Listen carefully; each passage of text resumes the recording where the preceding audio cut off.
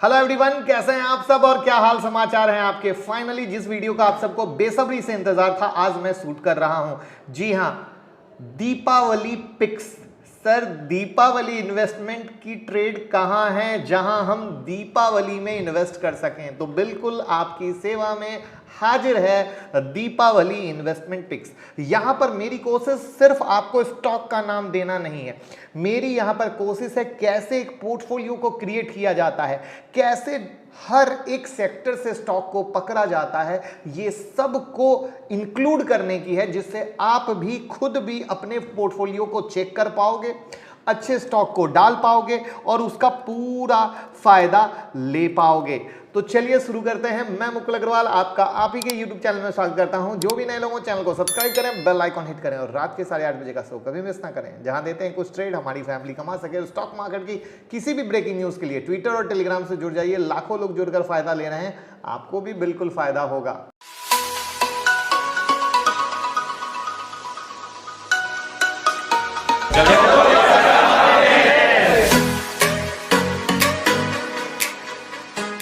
तो Deepawali investment pics में हमने क्या कोशिश की है कि हमने वैल्यू स्टॉक को भी लिया है, ग्रोथ स्टॉक को भी लिया है, डिविडेंड स्टॉक को भी लिया है, मोनोपोली स्टॉक को भी लिया है। यानी जो भी एक बेहतर पोर्टफोलियो बनता है सबको लेने की कोशिश की है। बिल्कुल उसी तरीके से जैसे एक बास्केट में डिफरेंट फ्रूट होते हैं ना, वैसे ही पोर्टफोलियो में एवरी सेक्टर के बेस्ट स्टॉक होने चाहिए।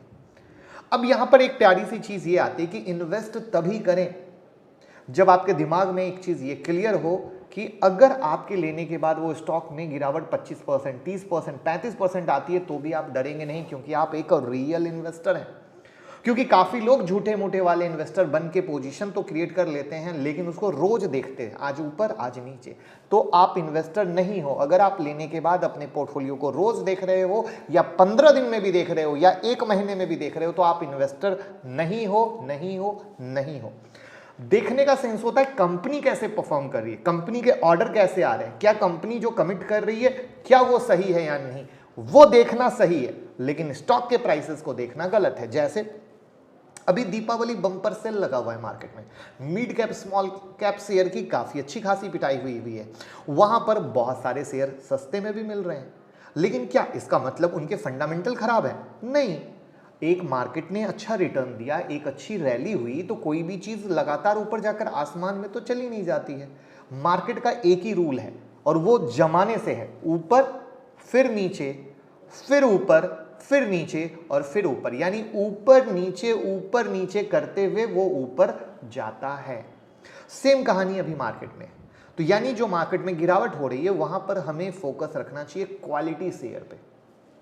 दूसरी चीज जो मुझे लगता है सबसे प्यारा, वो है एसआईपी के रूप में investment, systematic investment plan.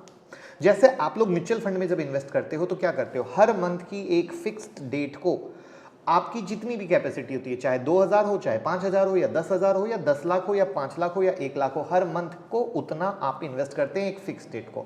Example के लिए मान लीजिए 10 तारीख का आपका फिक्स डेट है, तो स्टॉक एसआईपी भी बिल्कुल, अगर एग्जाम्पल के लिए 10 तारीख का फिक्स डेट है तो 10 तारीख को जितने शेयर आप इन्वेस्ट कर रहे हो, मान लो आपने 10,000 रुपए का लिया, तो इक्वल प्राइस में लिया, इक्वल डिवाइड में लिया और हर 10 तारीख को लेते गए।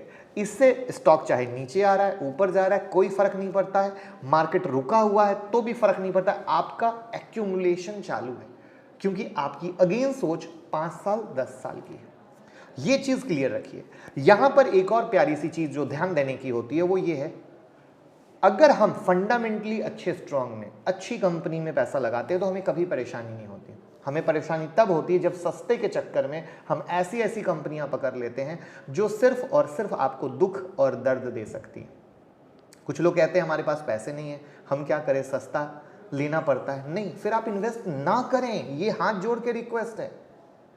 स्टॉक मार्केट में कभी भी कोई ये नहीं कहता कि इन्वेस्ट इसलिए सस्ता ले लें कि आपके पास पैसे नहीं है, ना करें।